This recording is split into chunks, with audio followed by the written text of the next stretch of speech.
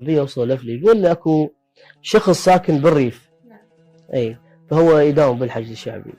حياتنا الكل اخوتنا اللي يداومون بالحشد الشعبي، فيحب له بنيه بالسلف مالهم، فمتعود انه يوميا يشوفها وهي تشوفه، فقرر انه يخطبها.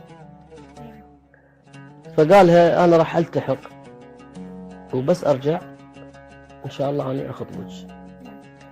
التحق الولد، انا اختصارا للموضوع بختصر لك القصه. فالتحق الولد هناك، ظل يسولف وياها، صار الصبح اجى وقت نزوله، فهو بالطريق يسولف وياها، قال لها انت وين؟ قالت له انا بالزرع. قال انا جاي بالطريق.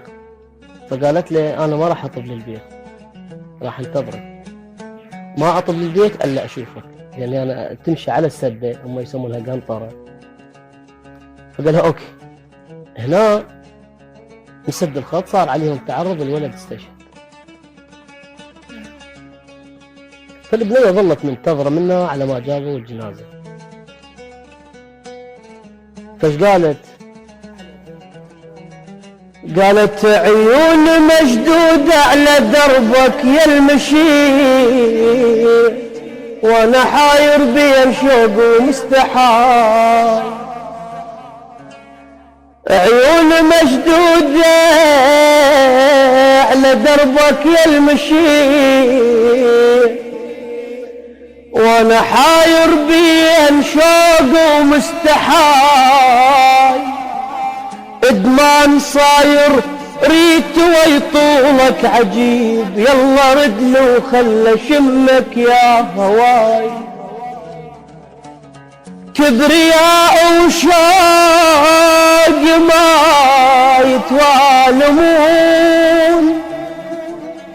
بين اجيك وما اجي ما ظل راي، وخطوة ما اقدر بعد امشي بجفاك. البلم يتقرم اذا فارق لما تقول الناس سمتني بجفاك هلال قاع، من كثر ما حد بخلافك قفاي. يل عفتني وذبلت كل شي بجفاك.